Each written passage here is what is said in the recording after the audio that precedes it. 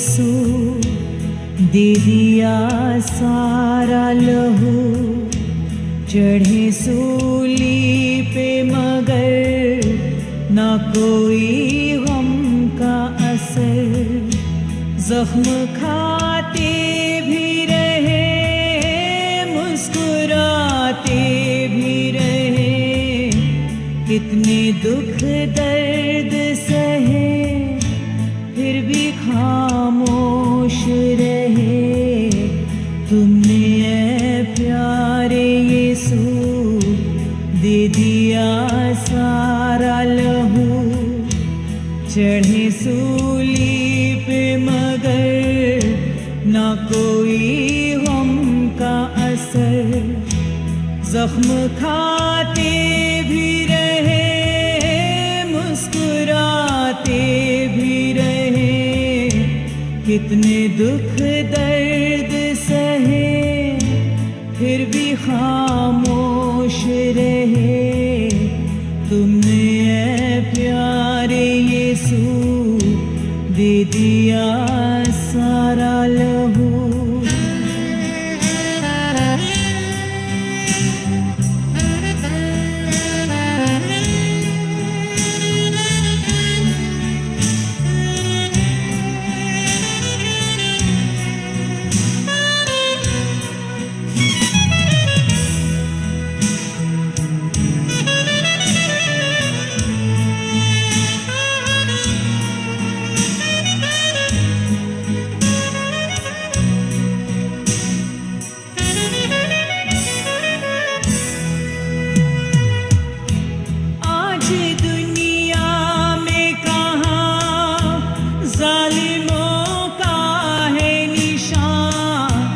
मिट गया खाक हुआ, कोई बाकी न रहा। आज दुनिया में कहाँ जालिमों का है निशान। मिट गया खाक हुआ, कोई बाकी न रहा। तुम यीशु आज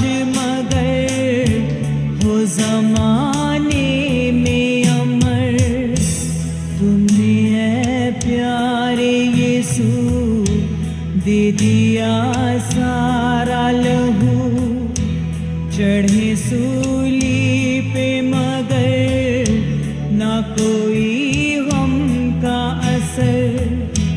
जख्म खाते भी रहे, मुस्कुराते भी रहे, कितने दुख दर्द सहे, फिर भी खामोश रहे। तुमने ऐ प्यारे यीशु दे दिया सारा लहू।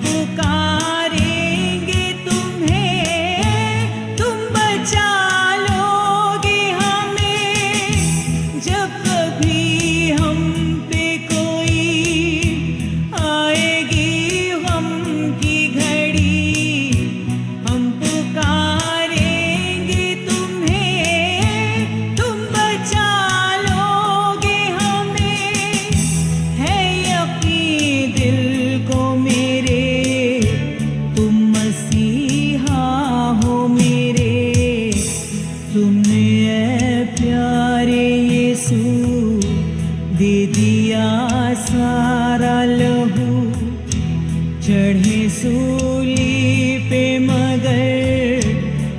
कोई हमका असर, जख्म खाते भी रहे, मुस्कुराते भी रहे।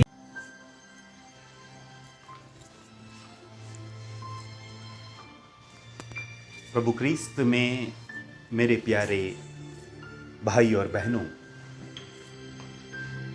हम सभी इस वक्त पवित्र सप्ताह में प्रवेश कर चुके हैं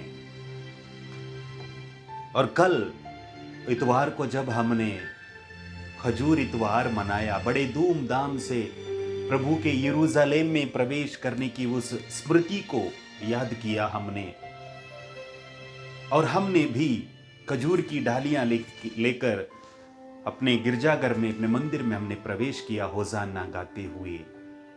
जैसे कि हजारों वर्ष पहले यरूशलेम में प्रभु के आगे आगे लोग उसी प्रकार डालियां लेके प्रभु के लिए होसाना होसाना वे भी गा रहे थे। प्यारे भाई और बहनों, उनके होसाना गाने से, चिल्लाने से और हमारे चिल्लाने में अंतर क्या है? उनके लिए शायद कुछ लोगों के लिए वो मालूम नहीं था कि वो ईश्वर के पुत्र हैं। उनके लिए वो एक महान राजा जैसे थे, उनके लिए वो एक चमत्कार दिखाने वाले जैसे थे। लेकिन आपके लिए और मेरे लिए ये विश्वास हमारे बचपन से, हमारे पैदा होते ही हमें वो बपतिस्मा संस्कार द्वारा ये अनुग्रह मिला है कि हम सभी प्रभु के उस असीम प्रेम को स्वीकार कर पाए हैं। प्यारे भाई और बहनों, आज मैं आप सभी के साथ मिलकर प्रभु के उन आखिरी 7 वचनों में से सबसे पहला वचन, जब प्रभु यीशु मसीह सूली पर थे तो उन्होंने कहा, हे पिता, इन्हें क्षमा कर, क्योंकि ये नहीं जानते हैं कि ये क्या कर रहे हैं। क्रूस पर मरते समय प्रभु ने सारी मानव जाति को फिर एक बार यही पाठ दिया कि हमें एक दूसरे को क्षमा करना है, एक दूसरे को माफी देनी है। प्यारे भाई और बहनों, प्रभु यीशु के जन्म से पहले भी काफी युद्ध हुए हैं, काफी लड़ाइयां हुई हैं, काफी लोगों को तिरस्कार किया गया, काफी लोगों को जो बेगुनाह थे उनको मारा भी है। ऐसा नहीं है कि प्रभु यीशु सबसे पहले व्यक्ति थे जिन्हें क्रूस पर चढ़ाया गया था, नहीं। लेकिन इससे पहले भी जो लोग देशद्रोही थे, गद्दार थे, डकैत, चोर डकैत थे, उन सबको इसी प्रकार सूली पर चढ़ाकर उनका अंत किया है। लेकिन जब प्रभु यीशु मसीह सूली पर मर जाते हैं, वहां पर एक नई चीज उन जल्लादों को, उन सैनिकों को देखने को मिलती है।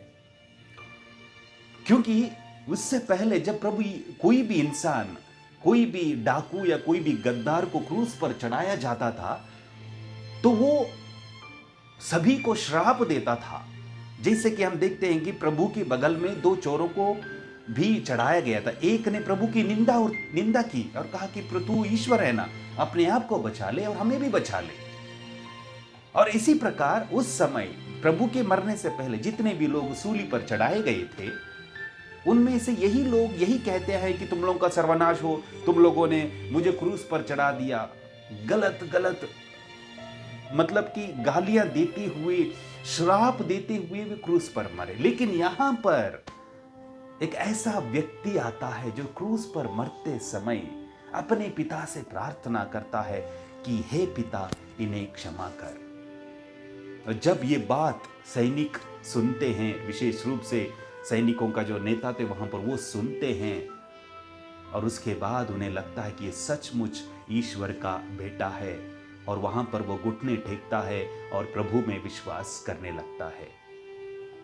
प्यारे भाई और बहनों, ये जो क्षमा का पाठ प्रभु ने हमें सिखाया है, हम भी, ऐसा नहीं है कि हमारे जीवन में दुख संकट नहीं है।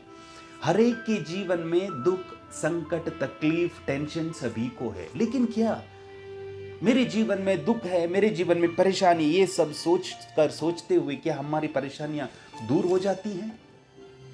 या किसी के प्रति नफरत हमारे दिल में रखने से क्या हमारे लिए शांति मिल जाती है। मान लीजिए मेरे प्रति किसी ने अपराध किया है, मैं उसके प्रति गुस्सा रख रहा हूं, मैं रात को सो नहीं पाता हूं, लेकिन उस व्यक्ति को कुछ फर्क तो नहीं पड़ने वाला है, वो तो चैन की नींद सोएगा, क्योंकि नफरत उसके दिल में नहीं बल्कि मेरे दिल में है।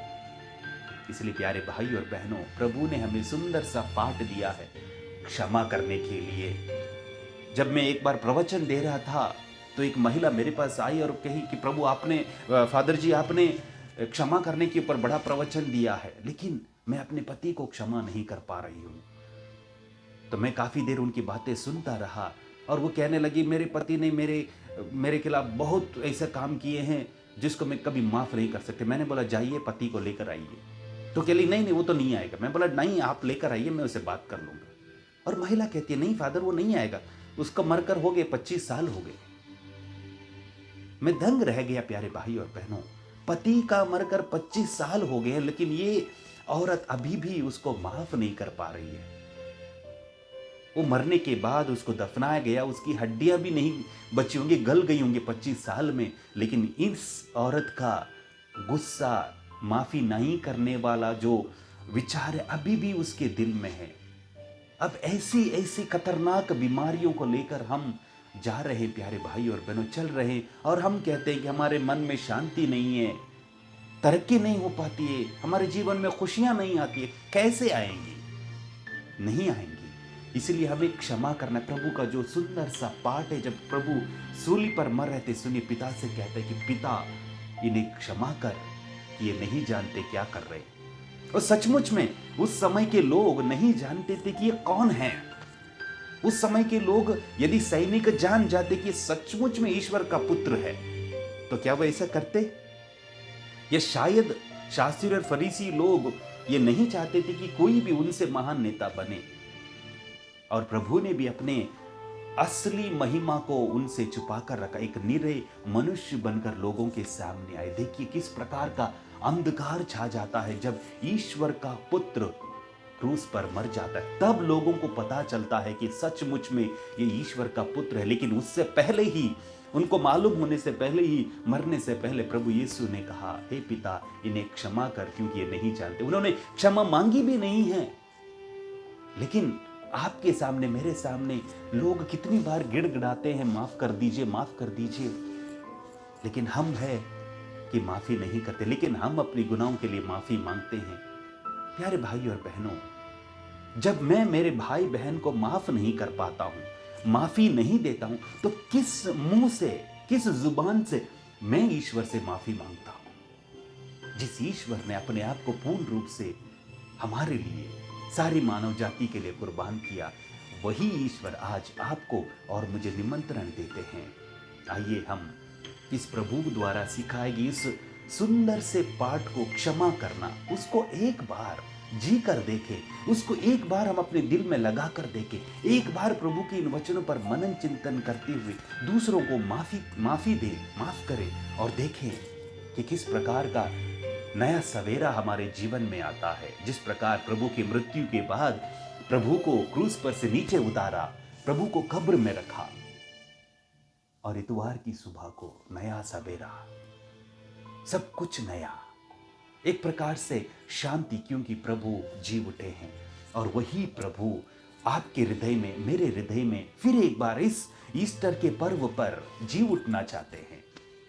लेकिन यदि प्रभु मेरे जीवन में जी उठना है तो मेरे अंदर जो सड़ रहा है, ना माफी नहीं देने वाला अहंकार, घमंड, बदला लेने वाले विचार को यदि हमने हमारे शरीर रूपी कब्र में रखा है, तो उससे तो दुर्गंध आएगी प्यारे भाई और बहनों। क्योंकि प्रभु मरने के बाद प्रभु का शरीर में कोई दुर्गंध नहीं आई। प्रभु महिमा मंडित होकर जी उठे, शांति छा गई, उल्लास छा गया। इसीलिए आइए हम अपने हृदय को प्रभु को समर्पित करें, हम अपने हृदय रूपी इस कब्र में प्रभु को रखें, ताकि प्रभु ईस्टर के दिन जब जी उठेंगे हमारे अंदर एक नया जीवन पनपने लगे, ताकि हमारी रोशनी जो अंदर है वो हम दूसरों तक फैलाएं और एक दूसरे को क्षमा करें। आइए हम पुनर्जीवित प्रभु से प्रार्थना करें। हे प्रभु यीशु, तूने सूली पर मरते वक्त भी अपने बैरियों को, अपने पर जो अत्याचार किए उन सबको तूने माफ किया, चंगाई की प्रभु। यहाँ तक कि जिस सैनिक ने आपके बगल में जो बाला मारा उसमें से तुरंत रक्त और जल निकला, उसके द्वारा तूने उसको मुक्ति दिलाई प्रभु। मुझे भी मेरे जीवन में मुक्ति प्रदान कर। आमीन।